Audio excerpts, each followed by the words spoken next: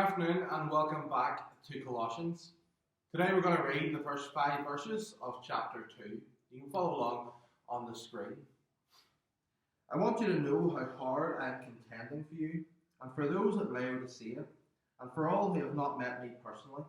My goal is that they may be encouraged in heart and united in love, so that they may have the full riches of complete understanding, in order that they may know the mystery of God, namely Christ, in whom are hidden all the treasures of wisdom and knowledge. I tell you this so that no one may deceive you by fine-sounding arguments. For though I am absent from you in body, I am present with you in spirit, and delight to see how disciplined you are and how firm your faith in Christ is. Paul wanted the Colossian church and the church in a place called Laodicea to know how much he cared for them, to know how much he cared about their spiritual growth and maturity. Listen to what it says in verse 1. I want you to know how hard I am contending for you and for those at Laodicea. Instead of the word contend, other translations use words like agonize, struggle, and strive. It's clear that Paul had a deep concern for these people that were told in verse 1 he hadn't even met personally. And yet their faith, their love for God, their devotion, their maturity, those things kept Paul awake at night.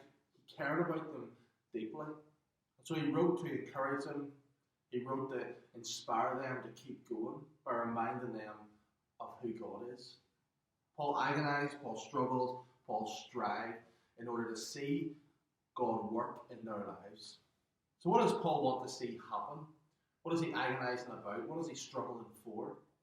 Well, we're told in the passage, he says, my goal, according to Paul, my goal is that they may be encouraged in heart and united in love, so that they may have the full riches of complete understanding, in order that they may know the mystery of God, namely Christ, in whom are hidden all the treasures of wisdom and knowledge. And Paul's hope for the Colossians is my hope for each of you as you watch.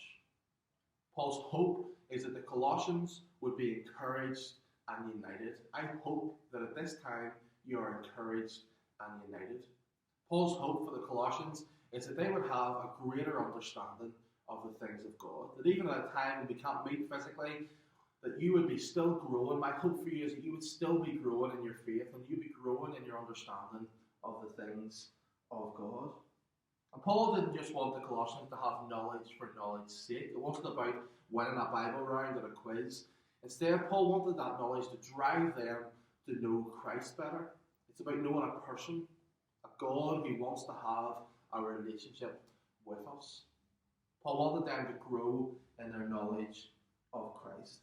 He wanted them to be grounded in the truth, to know what they believe and why. In verse 4, Paul tells us why he wanted this so badly. And it's the same reason I want that so badly for you. In verse 4, we're told that Paul wanted these things so badly so that the Colossians wouldn't be deceived or tricked by fine-sounding arguments. For you as a follower of Jesus, it's really important that you are grounded in what you believe and why. Because out in the world, there are lots of opinions, there are lots of arguments, there are lots of theories that might sound sensible, that might sound attractive, that might even sound half biblical. But when you really think about it, they deny God. And it's really important that you're grounded, that you know what you believe, so that you're not tricked or deceived by fine-sounding arguments. For example, there's a lot of opinions at the moment about what's going on in the world and where God fits into all of that. Has God lost control? No. Did COVID-19 surprise God? No, it didn't. Does God know how and when the pandemic will end? Yes, he does. Is God still at work even now when everything else is shutting down? Of course he is. He is still God.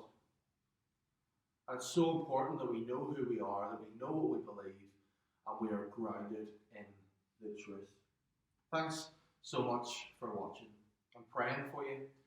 I'm praying that you, like the Colossians in verse 5, would be disciplined, that you would be firm in your faith, not moving an inch as you continue to follow Jesus at this time. See you on Tuesday.